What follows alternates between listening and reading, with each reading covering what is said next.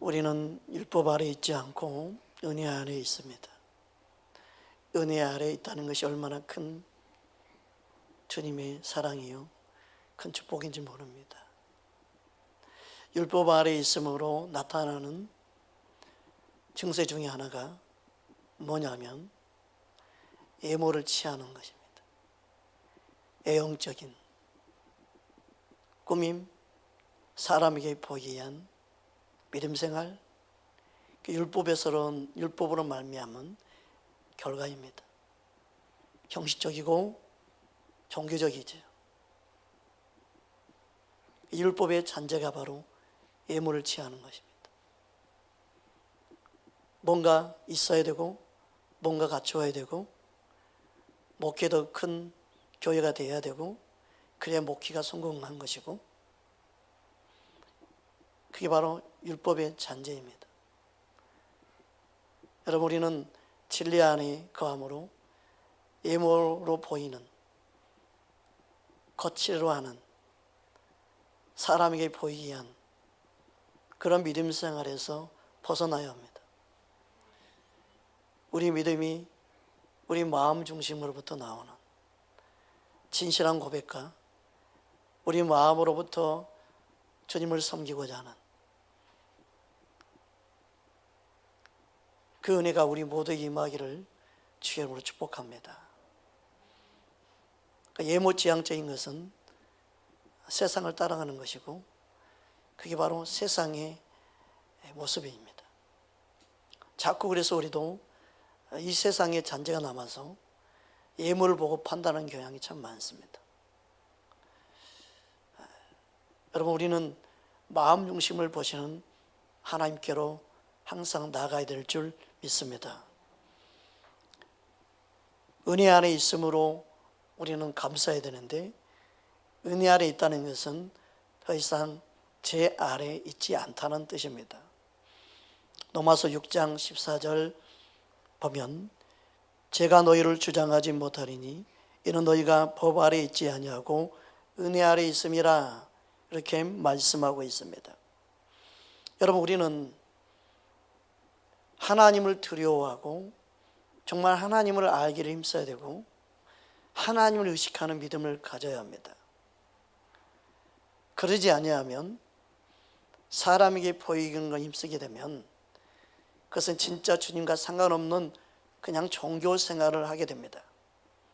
우리 믿음이 하나님 앞에서 내 믿음을 달아보고 내 마음의 상태를 볼 수 있는 그 믿음의 은혜가 있을 때, 그 믿음은 자신을 먼저 보게 되고, 그리고 주님 앞에 두려워 떠는 경건에 이르는 참된 하나님을 경외하는 영으로 역사하는 믿음을 갖게 될 줄 믿습니다. 오늘 본문 고린도후서 5장 10절에 보니까 다음같이 말씀하고 있습니다.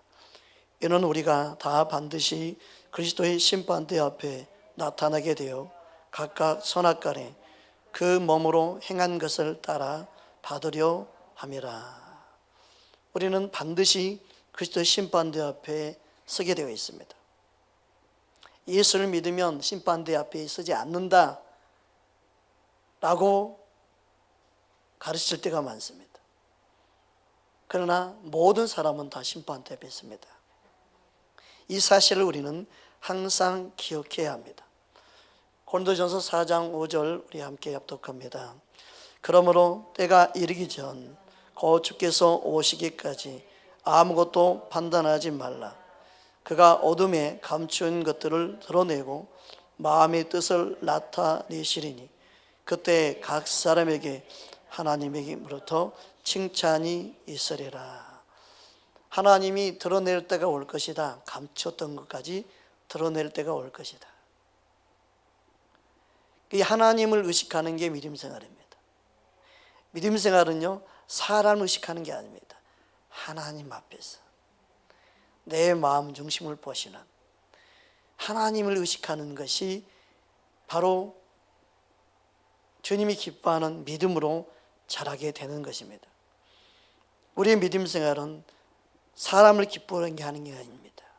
항상 하나님을 기쁘시게 하는 자 되기를 힘쓰는 것입니다. 오늘 본문 고린도후서 5장 9절에 보니까 그런즉 우리는 몸으로 있든지 떠나든지 주를 기쁘시게 하는 자가 되기를 힘쓰노라. 주를 기쁘시게 하는 데 힘을 써야 된다. 그 믿으면 하나님이 다 기뻐하실 것이다. 당연히 하나님의 자녀로서 태어나면 기쁨이 되죠. 부모가 결혼해서 애를 낳으면 애가 태어난 걸 보고 기쁘죠. 아이고 내 자식, 아이고 예뻐라. 얼마나 예뻐요. 너무너무 예쁘죠. 자기 자녀인데 하나님도 자기 자녀 너무너무 예뻐하죠. 근데 그 자녀가 1년, 2년, 3년이 지나도 그 어린아이로 그대로 머물러 있어 봐요. 기쁘할 수 있을까요? 잘하지 않고 있는데, 그냥 아기로 있는데 걱정, 근심의 대상이 되겠지요.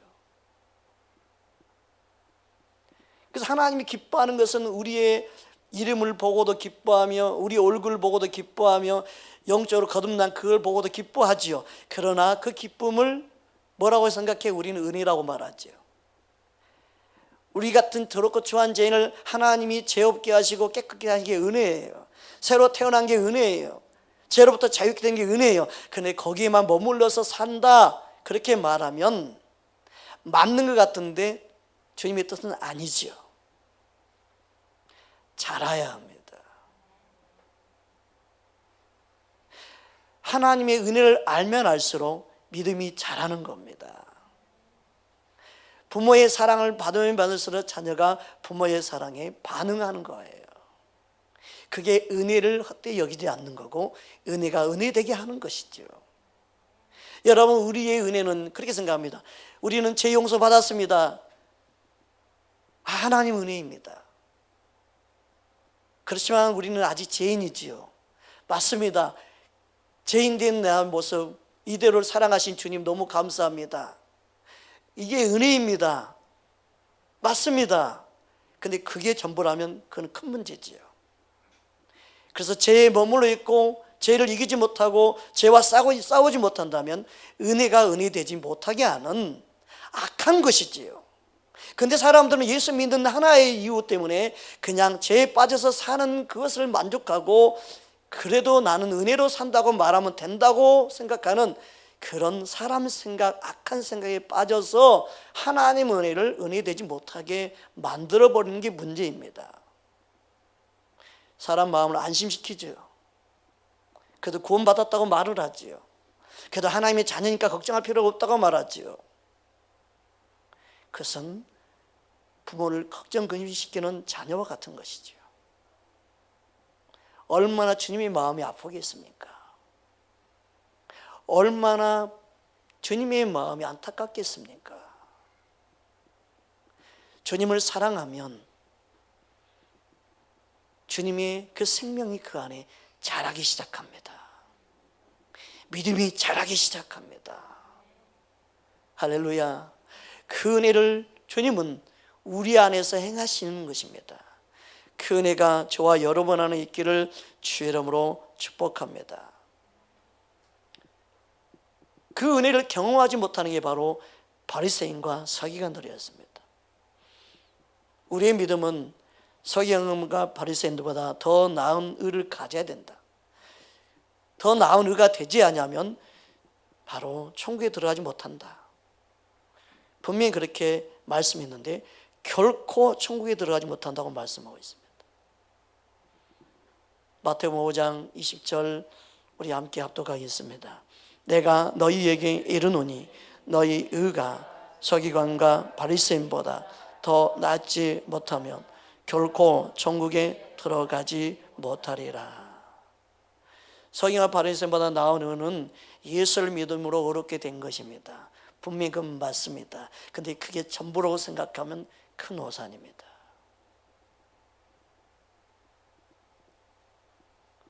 여러분, 서기관과 바리새인보다 나은 의는 무엇입니까? 예수님이 왜 바리새인과 서기관들을 책망했는지 우리는 보기 원합니다. 마태복음 23장 27절 28절 함께 합독합니다. 화 있을진저 외식하는 서기관과 바리새인들이여, 해칠한 무덤 같으니 겉으로는 아름답게 보이나 그 안에는 죽은 사람의 뼈와 모든 더러운 것이 가득하도다. 이와 같이 너희도 겉으로는 사람에게 옳게 보이되 안에는 외식과 불법이 가득하도다. 서기관과 바리새인들의 율법의 잔재가 뭐예요?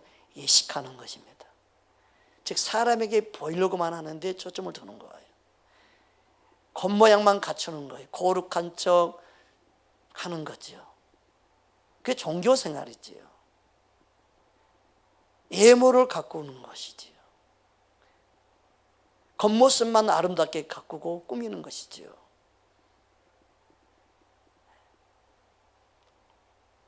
우리는 믿음 생활이 단순히 예물을 가꾸는 차원이 아니라는 사실입니다. 주님은 우리의 마음을 고치기 원합니다. 주님은 내 마음을 새롭게 하기 원하십니다. 그게 바로 서기관과 바리새인만 낳은 의입니다. 너희가 이걸 하지 아니하면 결코 천국에 들어가지 못한다. 겉모습만 가지고 결코 천국에 들어가지 못한다는 거예요.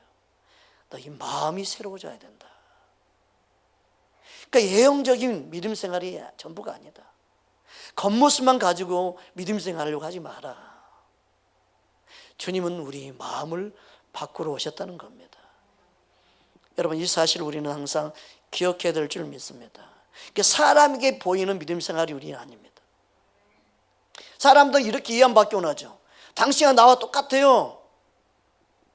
그런 고백을 듣기 원하죠. 그런 고백을 하지 아니하면 뭐라고 말합니까? 솔직하지 않다고 말을 하죠. 나처럼 죄를 짓고 산다고 말을 해주세요라고 말을 하죠. 그건 희망사항입니다. 아닙니다. 우리는 죄를 이길 힘써야 되는 것이죠. 영적인 어린아이 수준에 머물러 있으면서 나도 똑같은 죄인이에요, 당신하고 나하고 똑같아요 라고 그 말로 위안받기 원한다면 그 믿음 생활은 한참 잘못하고 있는 것입니다. 우리는 주님을 닮아가기 힘써야 됩니다. 변화되기를 원하고 진짜 내 안에 예수의 생명이 있음을 드러내기를 원하시는 겁니다. 믿으십니까?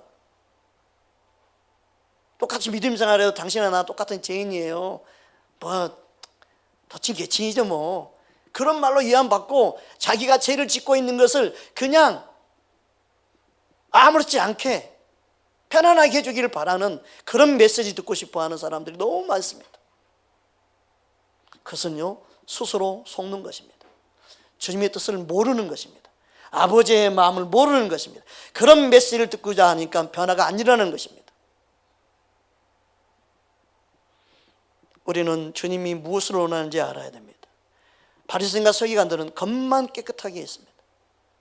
사람 앞에 보이기만 힘썼습니다. 자신의 마음을 바꾸려고 하지 않았습니다. 자신의 생각을 버리려고 하지 않았습니다. 주님은 내 안에 생명으로 역사하기 원하십니다.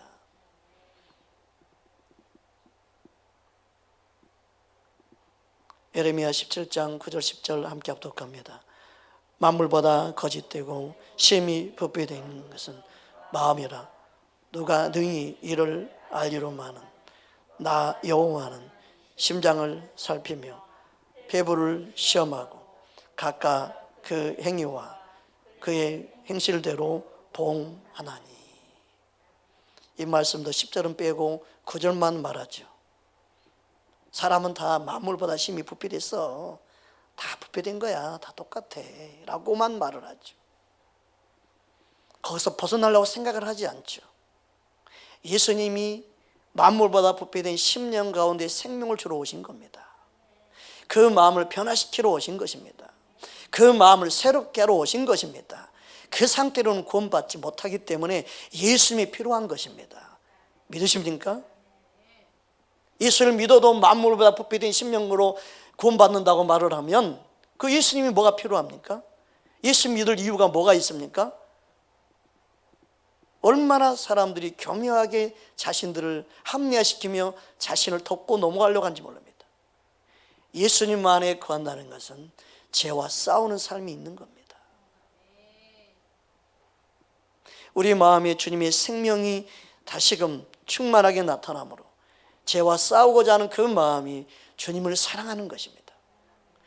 주님을 사랑한다는 것은요, 내와 지금 죄와 싸우고 있습니다 라는 마음의 증거가 나타나는 것입니다. 그게 갈망이지요. 그게 주님을 사모함이죠. 그게 정말 주님이 원하는 마음의 모습인 줄 믿습니다. 그렇다고 한다면 하나님의 은혜는 무엇입니까? 바로 우리의 자신 가운데 하나님 은혜를 알면 마음으로 주를 섬기고 마음으로 행하는 것입니다.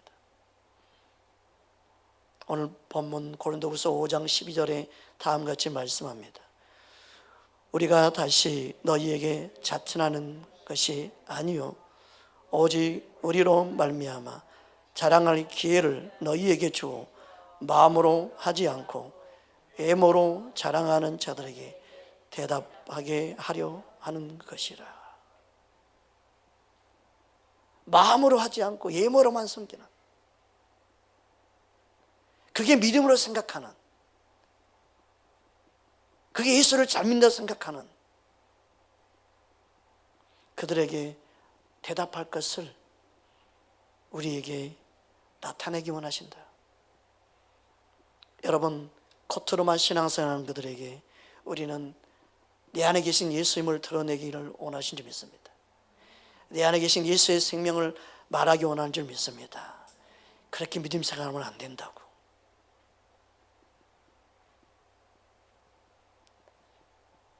예모로 취하는 믿음 생활을 그만해야 된다고.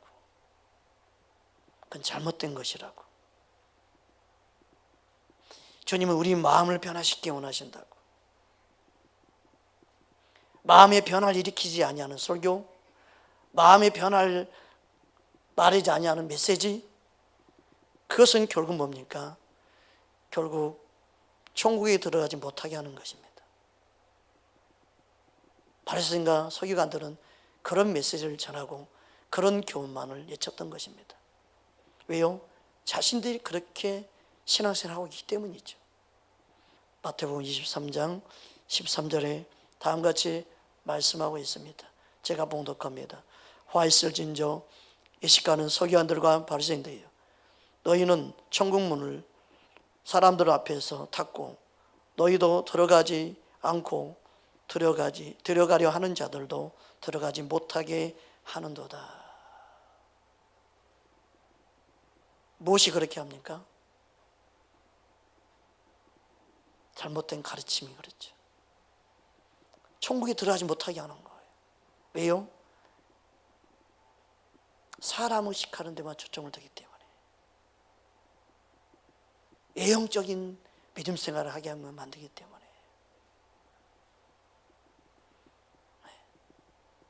그래서 교양인 척, 상냥한 척, 믿음 있는 척,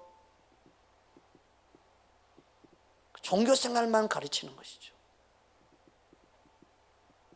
교회 생활을 아무리 열심히 해도 주님 앞에서 내가 말씀 앞에 통의하며 작업하며 말씀 앞에 내 마음을 바꾸지 않으면 주님과 전혀 상관없는 믿음 생활을 할 수 있습니다.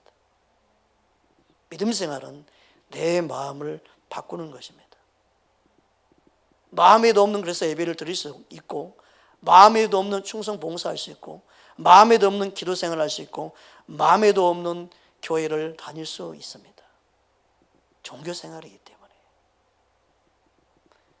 우리는 마음을 드리는 것이 믿음 생활입니다. 우리는 마음으로 하나님을 예배하며 찬양하며 기도해야 합니다.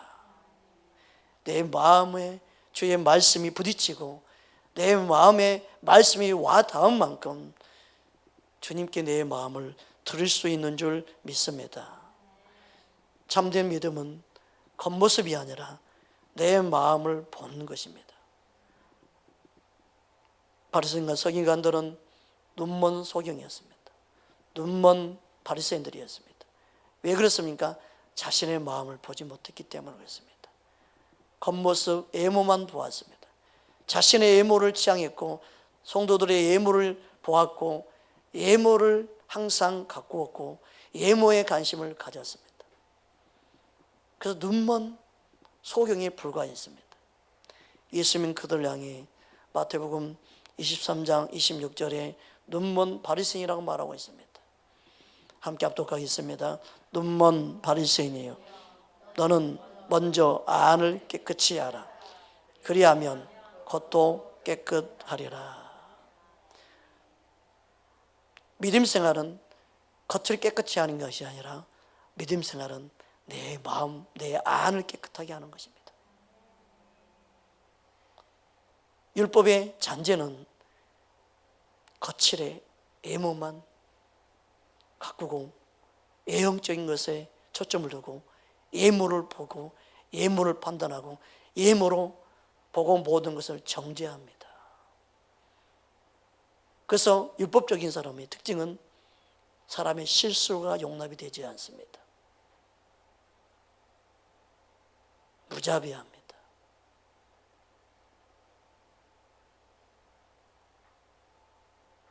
정죄하고 판단하기 빠릅니다. 우리는 주님의 마음으로 누굴 보든 내 자신을 먼저 볼 수 있는 은혜가 임하기를 주의 이름으로 축복합니다.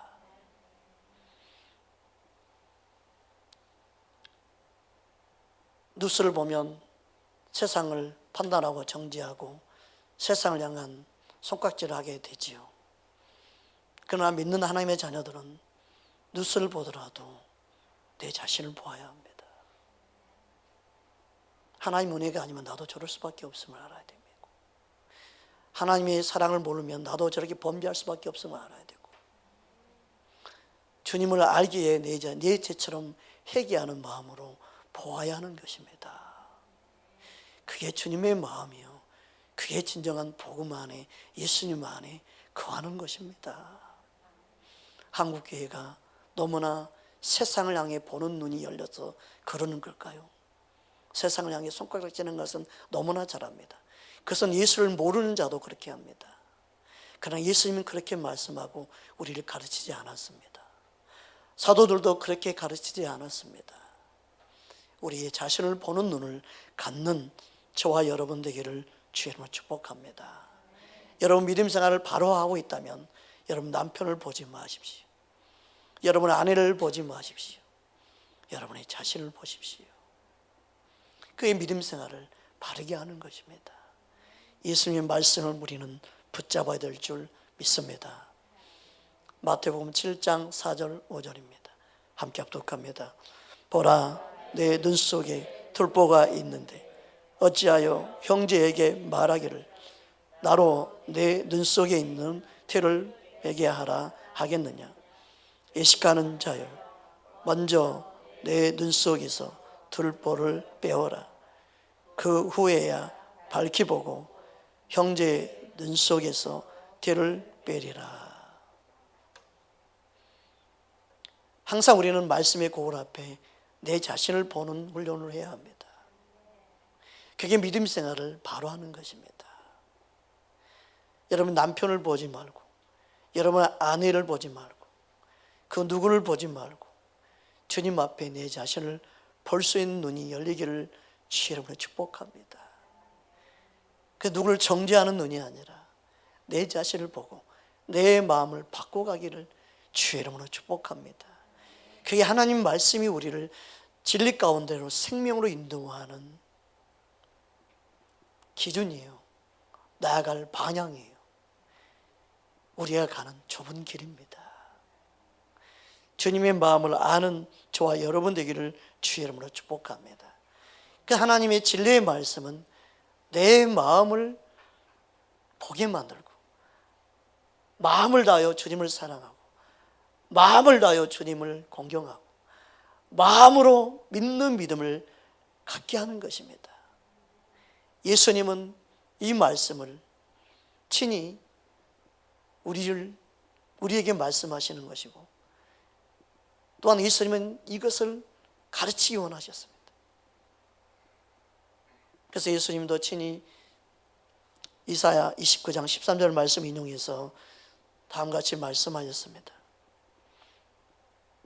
마가복음 7장 6절입니다. 함께 합독하겠습니다. 이르시되 이사야가 너희 예식하는 자에게 대하여 잘 예언하였도다. 기록되었으되 이 백성이 입술로는 나를 공경하되 마음은 내게서 멀도다. 입으로는 말을 잘합니다. 입으로는 기도도 청상유식으로 합니다. 입으로 찬양 얼마나 고백하고 얼마나 입으로는 너무너무 잘합니다. 저는 그래서 사람들의 간증 듣지 않습니다. 얼마나 간증만 하는 교회 얼마나 많은지 몰라요. 우리 교회에서 이렇게 변화됐어요. 목사님 소개 듣고 내가 이렇게 은혜 받았어요. 그래서 내 삶이 이렇게 바뀌었어요. 그래서 하나님의 축복 받았어요. 그것은 홍보용이지, 교회를 자랑하는 홍보용이지, 진짜 마음이 그런지 주님만이 아시죠.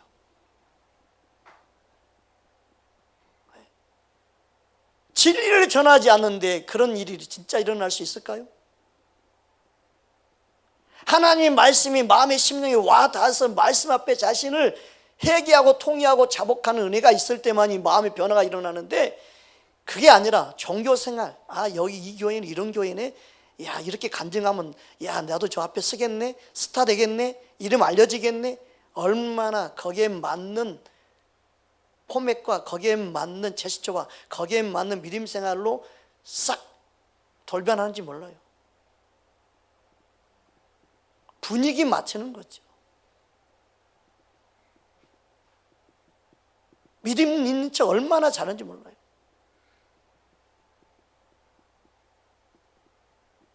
말씀 앞에 내 심령이 깨지지 않으면 아무 소용이 없습니다.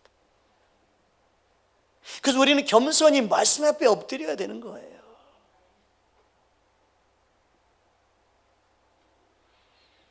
주님 앞에서 우리의 자신을 볼 수 있는 은혜가 임하기를 주의 이름으로 축복합니다. 왜 입술로만 공경합니까? 왜 마음이 없는 믿음 생활을 합니까? 전혀 예수님과 상관없는 믿음 생활을 사람들은 해갑니까? 그 10년, 20년 믿어도 조금도 변화되지 않냐는, 한 번도 말씀 붙잡고 신의 배우지 아니하는, 그래서 뭔가 변화됐다고 그러면 거짓말로 느껴지는, 진짜 마음의 변화가 일어나는 것은 드러내지 않으려고 하죠. 겸손하기 때문에 나타내려고 하지도 않죠. 겸손하기 때문에. 그런데 말하지 않아도 느껴지죠. 드러내지 않아도 느껴지죠. 변화된 모습이. 진국은 요란하지 않습니다. 빈 깡통이 요란하다고 그러잖아요. 그런데 사람들은 거기에 다 빠집니다. 잔잔한 은혜가 우리 안에 임하면 그냥 주님께 감사하고, 나의 나 된 것이 주님의 은혜임을 기뻐하고, 오직 주님만을 자랑하는 은혜가 임하게 될 줄 믿습니다. 여러분은 주님이 내 마음을 만지기를 원합니다. 바리새인과 서기관들의 가르침을 우리는 주의해야 된다. 그들은 사람의 계명으로 교훈 삼아 가르치기 때문에 그렇다. 잘못된 가르침, 잘못된 메시지가 마음을 바꾸지 못하기 때문에 그러는 겁니다. 계속해서 주님이 말씀하고 있습니다. 마가복음 7장 7절에서 9절입니다. 함께 합독합니다. 사람의 계명으로 교훈을 삼아 가르치니 나를 헛되이 경배하는도다 하였느니라. 너희가 하나님의 계명은 버리고 사람의 전통을 지키느니라. 또 이르시되 너희가 너희 전통을 지키려고 하나님의 계명을 잘 버리는도다.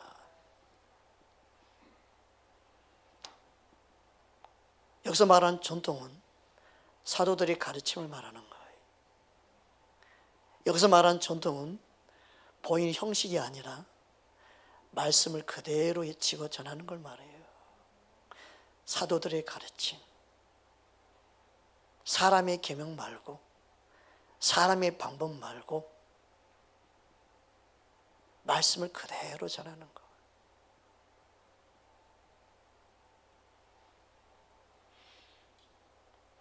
그래서 예수님께서 서기관과 바리새인들을 향해 다음과 같이 말씀한 것입니다. 마태복음 23장 15절입니다. 함께 합독합니다. 화 있을 진저 예식하는 서기관들과 바리새인들이여, 너희는 교인 한 사람을 얻기 위하여 바다와 육지를 주로 다니다가 생기면 너희보다 배나 더 지옥 자식이 되게 하는도다. 예수님과 전혀 상관없이 믿음 생활하는 게 배나 지옥 자식 만드는 거예요. 그래서 영혼들을 교회로 이끄는 것이 아니라 교회로 온 이유는 예수님께로 인도하기 위해서 교회 오는 거죠. 그 교회는 예수님 만나게 하는 장소가 돼야 돼요. 그래서 교회는 주님의 생명의 떡을 주고 주님을 전하는 것이 되어야 되지 세상 이야기하는 것이 아니에요. 여러분, 교회는 예수님을 전해야 될 줄 믿습니다. 진리를 전해야 될 줄 믿습니다.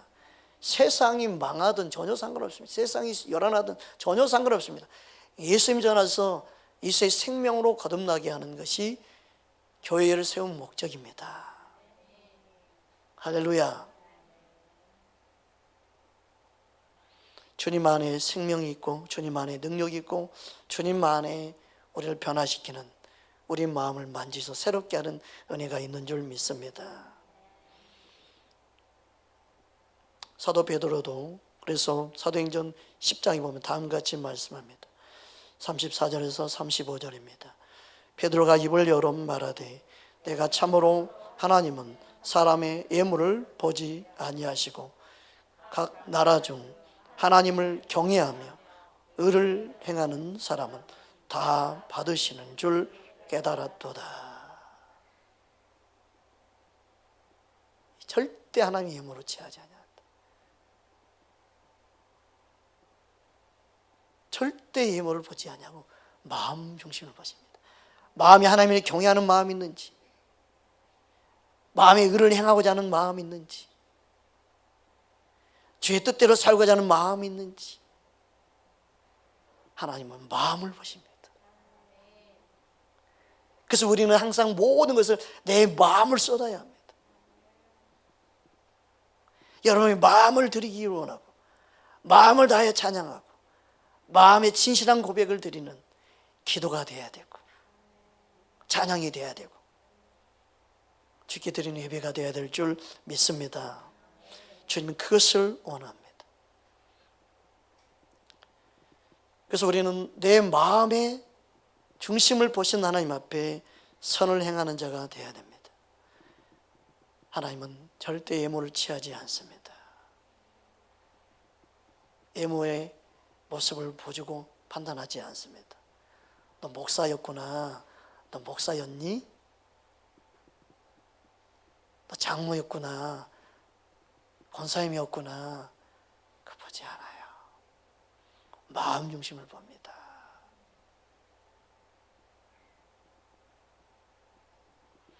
로마서 2장 10절에 12절입니다. 함께 합독합니다. 선을 행하는 각 사람에게는 영광과 존귀와 평강이 있으리니 먼저는 유대인에게요 그리고 헬라인에게라. 이는 하나님께서 예물로 사람을 취하지 아니하심이라. 무릇 율법 없이 범죄한 자는 또한 율법 없이 망하고 무릇 율법이 있고 범죄하는 자는 율법으로 말미암아 심판을 받으리라. 은혜 안에 있다고 해서 심판을 받지 않는 게 아니다. 율법이 있든 없든 각 행한대로 심판을 하신 하나님이라는 거예요. 은혜 안에 있다고 해서 심판을 받지 않는 게 아니에요. 은혜 안에 있어도 각 행한대로 심판을 받습니다. 그럼 하나님이 우리에게 주신 은혜는 뭐예요?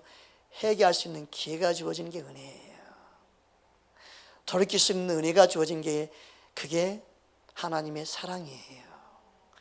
긍휼이 있는 심판이 있다. 긍휼을 베푼 자에게는 긍휼히 행하는 삶이 우리에게 필요한 것이죠.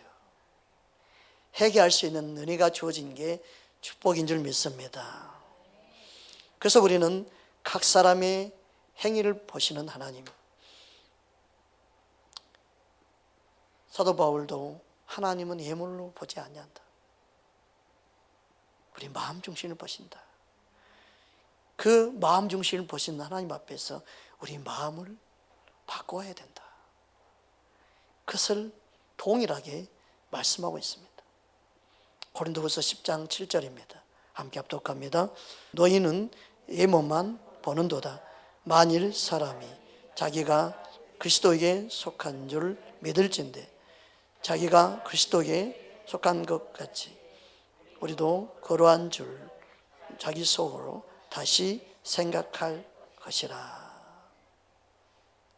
자꾸 이 믿음 생활을 예물만 보는 믿음 생활 하느냐. 율법의 잔재는요, 자꾸 예물에만 신경을 써요. 사람에게 보이는 것만 관심을 가져요.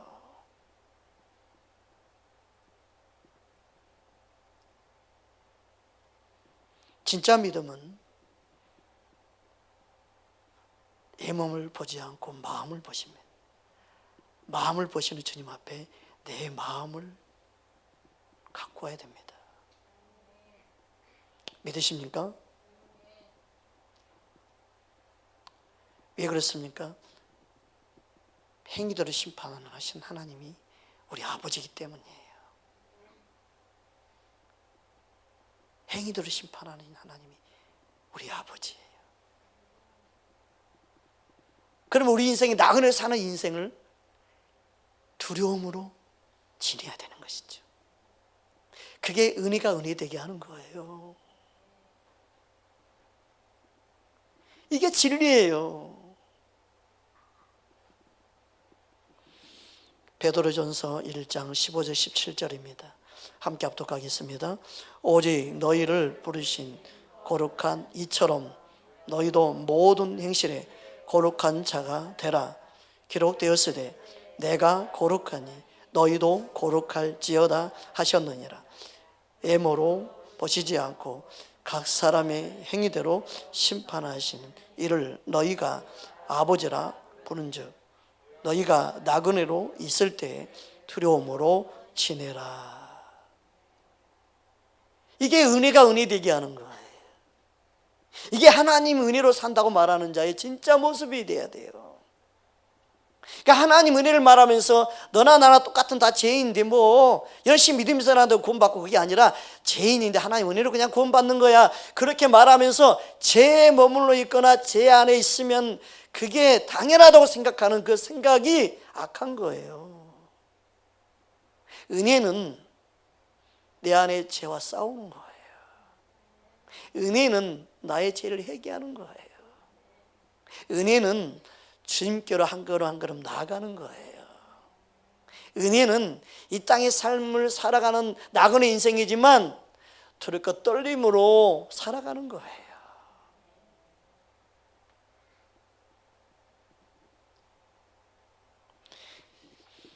이처럼 하나님 은혜는 예물을 단장하는 것이 아니라 내 마음을 단장하는 것입니다. 그게 신부 단장이죠. 그게 믿음 생활을 바르게 하는 거예요. 우리 옆 사람 인사합시다. 마음을 가꿉시다. 마음을 단장합시다. 할렐루야. 마음을 단장해야 돼요.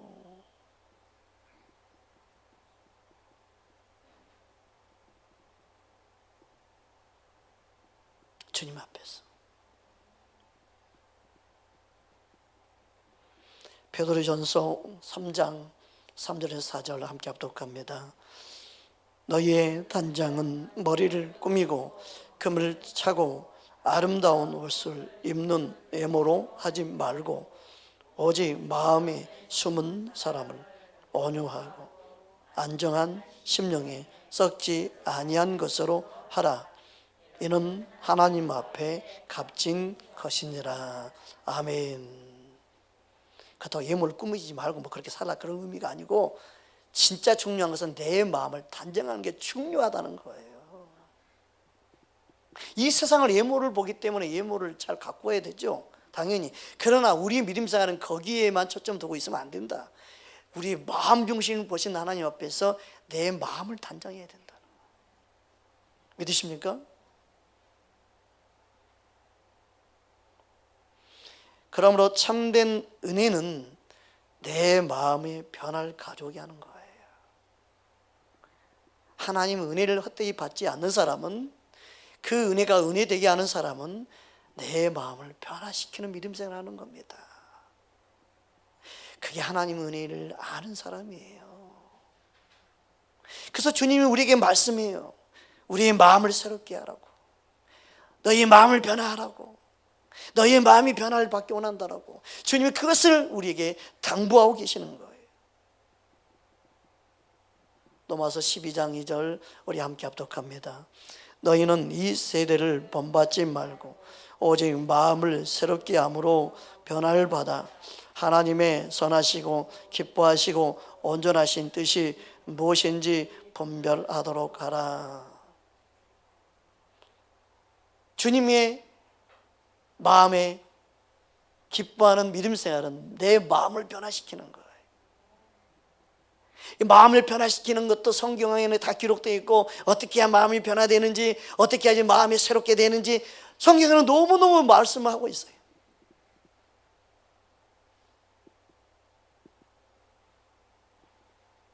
사람들이 그렇게 말하죠. 은혜 없이는 내가 변화되지 없어요. 은혜 없이는 내가 변화되지 않아요. 하나님 은혜가 임하면 내가 변화되지요. 맞는 말이에요. 그리고 더 이상 아무것도 하지 않아요. 하나님 은혜로 변화가 된다고 말하면서 은혜를 구하지도 않아요. 은혜를 찾지도 않아요. 은혜를 갈망하지도 않아요. 주께 나오지도 않아요. 그냥 하나님 은혜로 변화된대.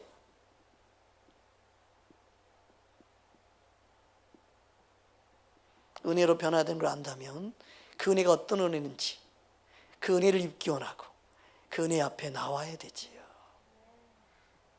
그리고 하나님 기뻐하는 믿음으로 변화되기 힘써야 되지요. 어떤 사람은 내가 아무것도 노력하지 않아도 하나님 은혜가 임하면 그냥 갑자기 임하면 나를 두두둑 해가지고 변화된대. 그냥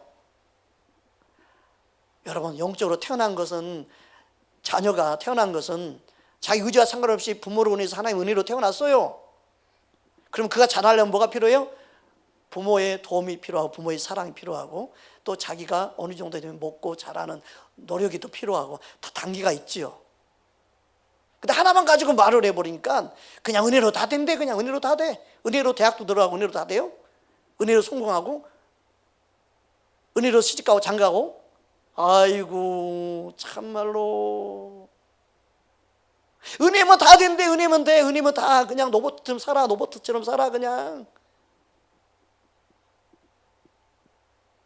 말씀을 어디에다가 적용시키는지도 모르고 그냥 아무 때나 적용시켜. 그냥 다 큰 어른한테 그냥 애기처럼 누워있어. 그냥 응애하고 응애하고 있으면 엄마 아빠가 그냥 젖도 주고 다 줄 거야. 어른한테 그러면 되겠습니까? 아이고 참말로 주의 은혜면 다 된대. 그냥 너 배고프면 너가 밥 차려 먹어. 그래야지 큰애한테. 하나의 은혜, 하나의 주권으로 다 된대. 그냥 주권 안에는 내가 하는 노력도 들어가고 다 들어가는 건데, 내가 주님을 찾는 마음의 결단, 각오도 들어가는 건데, 이게 말씀이 혼란스러워요. 그냥 은혜로 태어났지요. 은혜로 구원받았지요. 은혜로 새 사람 됐어요. 맞아요. 다 맞습니다. 아멘. 평생 그 말씀만 붙잡고 사는 거 당연하죠. 그러나 그 은혜는요, 자라게 합니다. 그 은혜는 주님을 알게 합니다. 그 은혜는요, 나를 변화시켜 갑니다. 그게 하나님의 은혜를 아는 거예요. 예수를 믿는 것은 분명히 은혜 안에 있습니다. 그 은혜는 나를 구원하였고, 그 은혜는 나를 하나님의 자녀가 되게 했습니다. 분명히 나를 살렸습니다. 우리는 그 은혜로 구원받았다고 말합니다. 에베소 2장 8절 함께 합독합니다. 너희는 그 은혜에 의하여 믿음으로 말미암아 구원을 받았으니 이것은 너희에게서 난 것이 아니요 하나님의 선물이라. 맞습니다. 선물입니다. 우리가 한 거 아무것도 없습니다. 은혜로 태어났습니다. 은혜로 구원받았습니다. 얼마나 감사합니까? 그러면 구원받은 사람으로 태어났으면 사람 구실을 해야지. 구원받았으면 구원받은 자녀답게 살아야지.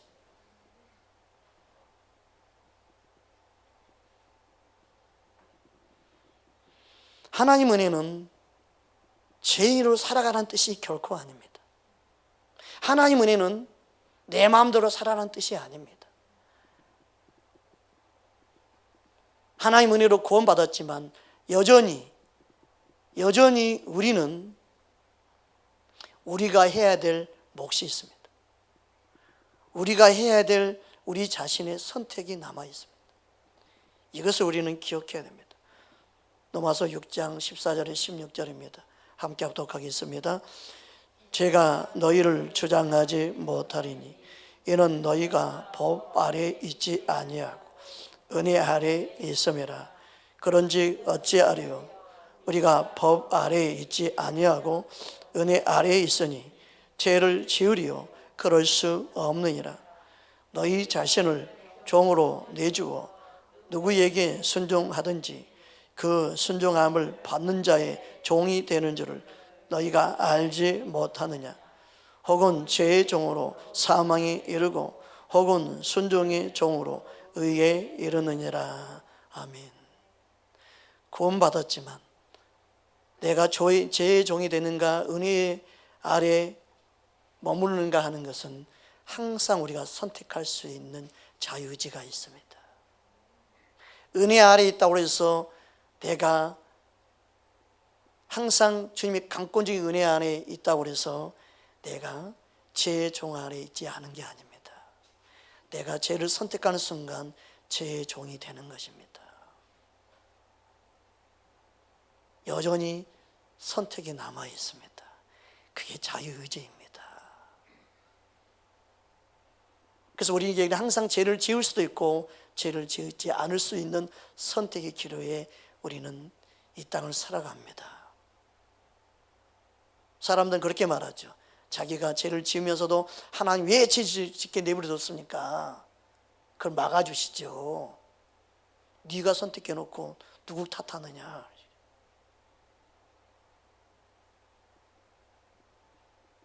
하나님의 강권적인 은혜는 주 앞에 나오는 자에게 임하는 것이죠. 주 앞에 머무는 자에게 임하는 것이죠. 주님을 선택한 자에게 임하는 것이죠.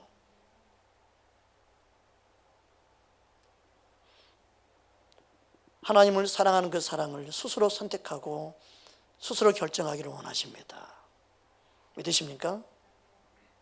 옛날 어른들은요, 자기가 좋고 안 좋고 결정할 수 없었어요. 시집 가라면 시집 가고 장가 가라면 장가 갔어요. 선택권이 부모에게 있었죠. 오늘날에도 그렇게 결혼하라고 하면 어느 자녀가 좋아하겠습니까? 안 그래요? 믿음 생활 그렇게 하는 게 아니죠. 하나님의 강권적인 선택으로 인해서 하나님을 무조건 사랑할 수밖에 없게 만들기 원하면 되겠습니까? 하나님이 그런 사랑을 우리에게 원할까요? 하나님의 사랑을 우리에게 보여주셨습니다. 나타내 주셨습니다. 그걸 깨닫고 하나님을 선택하기 원하시죠. 스스로 하나님을 택하기 원하시죠.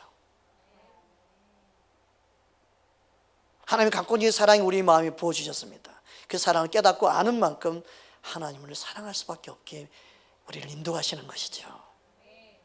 믿으십니까? 그 하나님의 절대 주권을 잘못 착각하면 안 됩니다. 100% 하나님의 절대 주권이지만 100% 우리 의지가 있어야 하는 것이죠. 칼빈주의를 잘못 해석해서 너무나 많은 영혼들을 미혹하고 있습니다.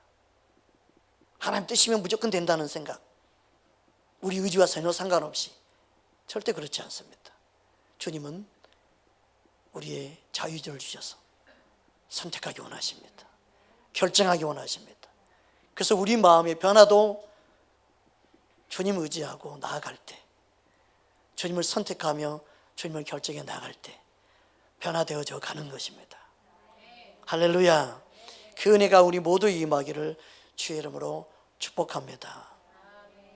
그래서 우리는 무엇을 선택해야 됩니까? 우리에게 주어진 은혜가 어떻게 살아야 될까를 분명히 말씀하고 있습니다. 갈라디아 5장 1절 우리 함께 합독합니다. 그리스도께서 우리를 자유롭게 하려고 자유를 주셨으니 그러므로 굳건하게 서서 다시는 종의 멍에를 매지 말라. 선택이 누구에게 있는 거예요? 자유의지를 깨닫고 또 자유를 얻은 하나님의 자녀, 바로 너에게 있다는 거예요. 바로 너가 종의 멍에를 맬 수 있고 매지 않을 수 있는 선택이 있다는 거예요.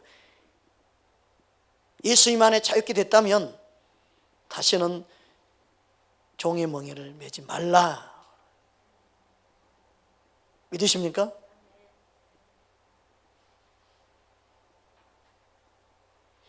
저 사람이 나를 유혹했어요. 그래서 나는요 믿음을 떠나버렸고요. 나는 저 사람 때문에 나는 신앙생활에 넘어진 거예요. 저 사람 때문이에요. 주님 아시죠? 그렇게 변명하고 있으면 안 된다는 거예요. 회개하고 나의 믿음이 없음을 회개하고 돌이키고 주님 은혜를 구하고 주께로 다시 나가야 되지요.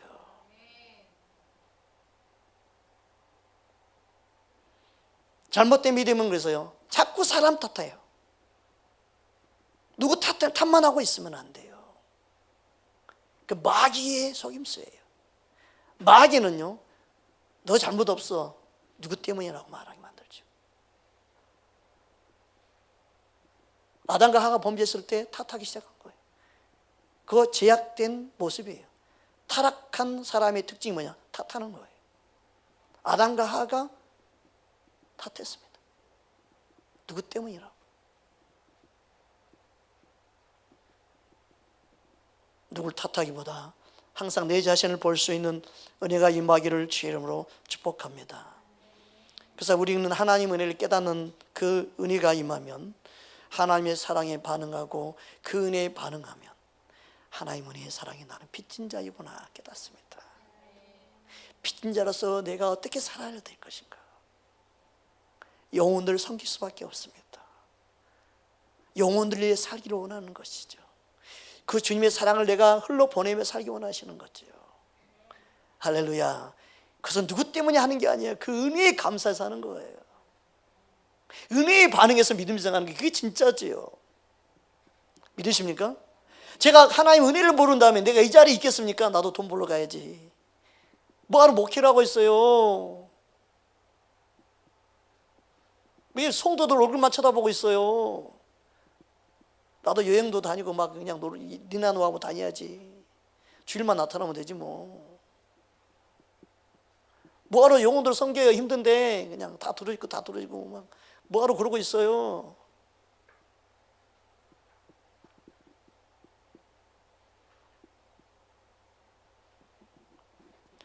로마서 8장 12절 13절입니다. 함께 합독하겠습니다. 그러므로 형제들아 우리가 빚진 자로 돼 육신에게 져서 육신대로 살 것이 아니니라. 너희가 육신대로 살면 반드시 죽을 것으로 돼 영으로서 몸의 행실을 죽이면 살리니.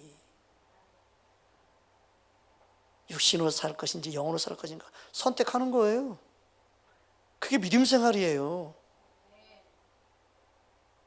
근데 이거 하나님이 해주신다 생각을 하면 안 돼요. 내가 선택하는 거예요. 어떤 교회는 육신처럼 반응하는 교회가 많아요. 육신 따라 사는 게 믿음 생활이라고 생각하는 게, 그런 생각을 가르치고 그렇게 메시지를 전하면 그런 열매를 맺고 그런 삶을 살고 그런 삶을 추구해 가겠죠. 예수님과 전혀 믿음 생활이 전혀 상관없는 믿음 생활을 할 수밖에 없는 겁니다. 여러분 우리는 영으로서 몸의 행실을 죽이는 것이 믿음 생활임을 알아야 될 줄 믿습니다.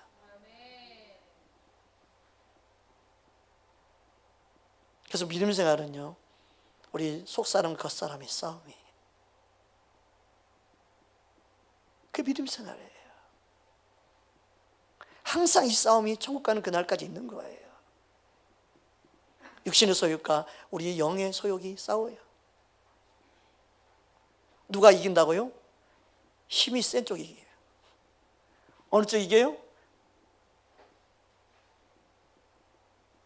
먹어서 힘이 센 쪽이 이겨요. 여러분 속사람이 이기려면 말씀을 먹어야 힘이 세져요. 육을 이길 수 있는 방법은요 여러분 속사람 힘을 기르는 거예요. 여러분 속사람이 강건해지는 거예요. 은혜로 충만해지는 거예요.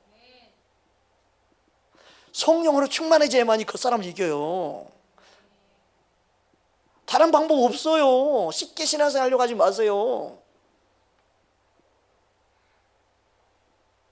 힘이 센 쪽이 이깁니다. 세상 걸 먹고 세상에 관심을 갖고 예모로 육신적으로 신앙생활 하는 사람은요, 절대 우리 속사람을 못 이깁니다. 평생 신앙생활 해도, 몇 대 손으로 신앙생활 해도 그냥 종교인으로 사는 거지. 그러니까 몇 대 손이다 뭐 그런 거 자랑하지 마세요. 몇 대이 중요한 게 아니에요. 뭐 5대 손이다 뭐 그걸로 총구하는 게 아니야. 이스라엘 백성들은요 5대 손만 되겠어요? 뭐라고 그랬어요 예수님이? 너희 속으로 아브라함의 자녀를 하지 마라. 몇 대 손이라 말하지 마라. 그 말이요. 그게 말을 알아들어야 돼요. 그죠? 너희 속으로 너희가 아브라함의 자녀라고? 아유 그러지 마라. 돌들로 아브라함 자녀가 되게 한다 하나님이. 어메 몇 대 손이 중요한 게 아니네. 당대 신앙생활 해도 바르게 마음을 변화시켜서 똑바로 믿음 생활하는 게 그게 더 중요하다 그거예요. 기죽지 마세요. 몇 대 손이라 말하도 기죽지 마세요. 지금 믿음 생활 똑바로 하는 그게 더 중요한 거예요. 그러니까 보이는 외모가 중요한 게 전혀 아니에요. 쓸데없는 거 자랑하는 건 뭐예요? 다 율법적인 거기 때문에. 주님 바로 만나면 마음의 변화가 일어나고 아름다운 믿음 생활이 될 줄 믿습니다. 할렐루야. 그래서 은혜를 받은 사람은 마음의 변화를 가져옵니다. 그래서 마음으로부터 하나님을 경외하고 마음으로부터 주님을 섬기는 그 은혜가 임해야 진짜라는 거예요. 마음의 변화가 일어나야 되죠.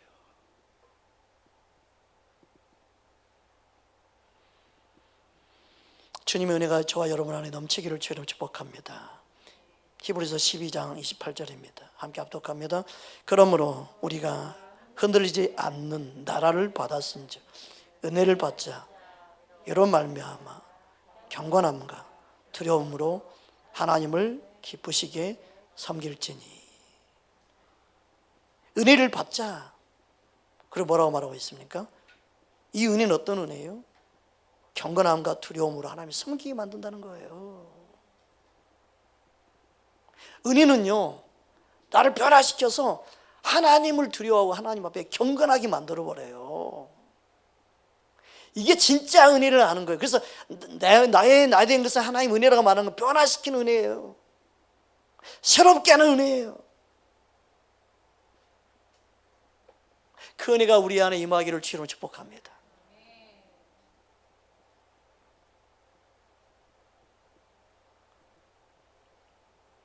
우리 안에 주님의 은혜가 임함으로 진짜 예수 잘 믿는 분이구나. 진짜 예수 믿으면 저렇게 믿어야 되지. 맞아.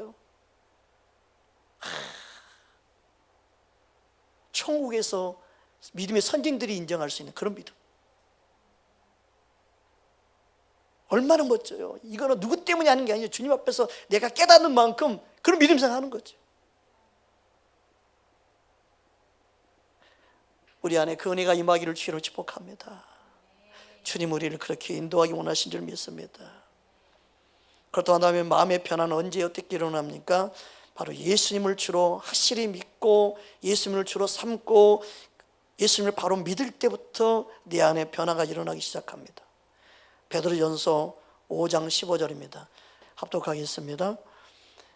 너희 마음에 그리스도를 주로 삼아 거룩하게 하고 너희 속에 있는 소망에 관한 이유를 묻는 자들에게 대답할 것을 항상 준비하되 온유와 두려움으로 하고.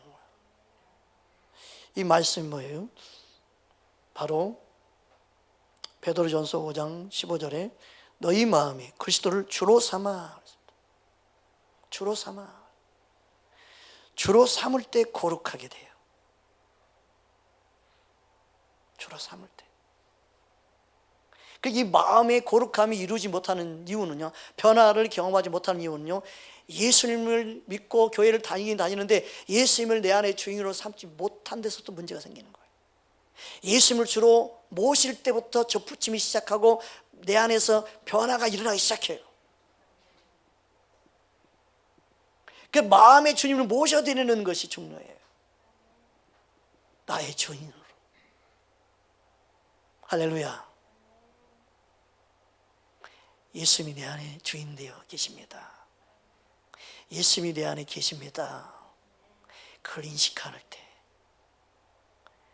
내 안에 생명으로 계신 주님이 내가 믿어질 때, 그때부터 변화가 되기 시작합니다. 이게 믿어지지 않고는 안 돼요. 이게 믿어지는 것이 은혜예요. 할렐루야. 예수님이 내 안에 주인 되십니다. 믿으십니까? 그 일이 시작되는 놀라운 것이 하나님이 일하시는 은혜요, 우리 안에 착한 일이시죠. 빌립보서 1장 6절 7절 우리 함께 합독하겠습니다. 너희 안에서 착한 일을 시작하신 이가 그리스도 예수의 날까지 이루실 줄 우리는 확신하노라. 내가 너희 무리를 위하여 이와 같이 생각하는 것이 마땅하니 이는 너희가 내 마음에 있으며 나의 매임과 복음을 변명한가 확정하며 너희가 다 나와 함께 은혜에 참여한 자가 됨이라. 은혜에 동참한 자가 됨이라. 그러니까 예수님 안에 거한 자는 예수님이 그 안에 착한 일을 시작해요. 그 착한 일이 시작함으로 주님의 일에 동참한 자가 되는 거죠. 그 은혜 안에 동참해 되어진 사람의 특징이 뭐예요? 그 안에 착한 일이 시작되어지는 것이 나타나기 시작해요. 야, 저 사람 안에 변화되어가는 모습이 보이는 거예요. 막 믿음의 사람 안에, 와, 신앙생활 진짜 바르게 하면은 너희 안에 착한 일을 하고 있는 걸 주님이 느껴진다는 거예요. 서로가 보면, 야, 저 사람이 변화되어 가고 있네? 말하지 않아도 느껴져요. 은혜에 동참하면 변화되어지는 것이 보여지기 시작합니다. 그 하나님 은혜는 마음을 변화시키는 핵에 이르게 합니다. 할렐루야. 우리 마음에 예수님의 보혈의 피가 뿌림받고 내 마음을 씻으면 씻을수록 내 안에 변화가 일어나기 시작합니다. 그럴 때 참 마음으로 온전한 믿음으로 하나님께 나아가는 역사가 일어나기 시작하는 거예요. 그래서 예수님의 보혈의 피는요, 겉모습이 아니라 내 마음을 씻기 위해서 부어지는 은혜예요. 예수님의 보혈로 내 마음이 깨끗해지는 은혜가 날마다 일어나기를 주 이름으로 축복합니다. 히브리서 10장 22절입니다. 함께 합독합니다. 우리가 마음의 뿌림을 받아 악한 양심으로부터 벗어나고 몸은 맑은 물로 씻음을 받았으니 참 마음과 온전한 믿음으로 하나님께 나아가자. 예수님의 보혈의 피는 내 마음을 새롭게 하기 원합니다. 여러분 주 앞에 나올 때마다 예수님의 보혈로 여러분 마음을 씻음 받기 원합니다. 그게 진정한 회개지요. 내 마음을 씻어 주옵소서. 내 마음을 깨끗게 하여 주옵소서. 그래서 하나님 은혜는 내 마음을 변화시키고 내 마음을 회개하게 만듭니다. 그게 바로 주님을 기쁘시게 하는 것입니다. 그게 또한 우리의 기쁨이 되기 원합니다. 할렐루야. 회개는 우리 양심을 살립니다. 하나님 말씀이 우리 양심에까지 알려지기 원하십니다. 하나님 말씀이 내 귀에만 들려지고 내 머리에만 알려지고 내 머리에만 남는 말씀이 되면 안 됩니다. 주의 말씀은 내 양심에까지 전해지기 원하십니다. 오늘 본문 고린도후서 5장 11절에 그래서 다음같이 말씀합니다. 함께 합독합니다.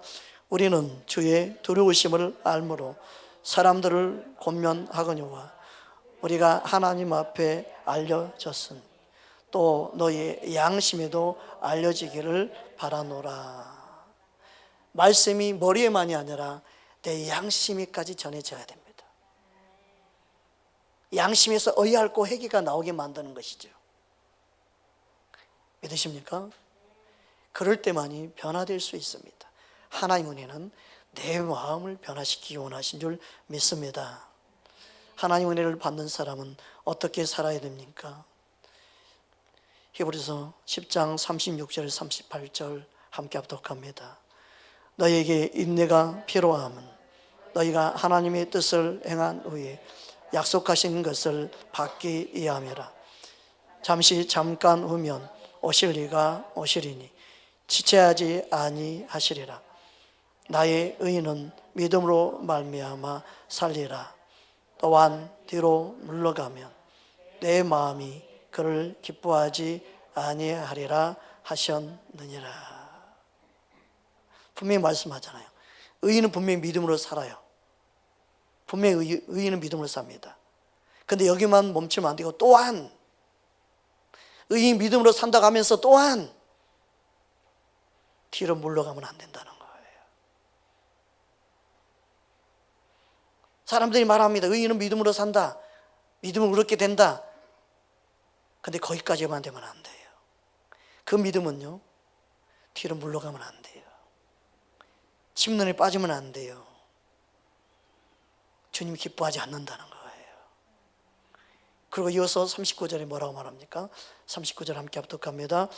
우리는 뒤로 물러가 멸망하는 자가 아니요 오직 영혼을 구원함에 이르는 믿음을 가진 자녀라.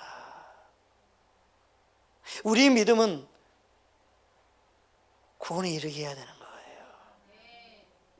근데 하나님 은혜로 구원받았다 말하면서 다 은혜로 구원받았으니까 그렇게 말하면서 침론에 빠지게 하는 믿음 생활하는 것은 배나 지옥 자식 만드는 거예요. 이거 심각한 거예요. 하나님 앞에서 봤을 때 완전히 눈속임이에요. 가짜를 만드는 거예요. 그래서 오늘날 세상이 교회를 손가락질하는 거예요. 진짜를 못 찾는다고 말하는 거 아니겠어요? 진짜 목사 찾기 어렵다고 그러잖아요. 진짜 성도 찾기 어렵다고 말하는 시대가 지금 되어가는 게 이게 안타까움이에요.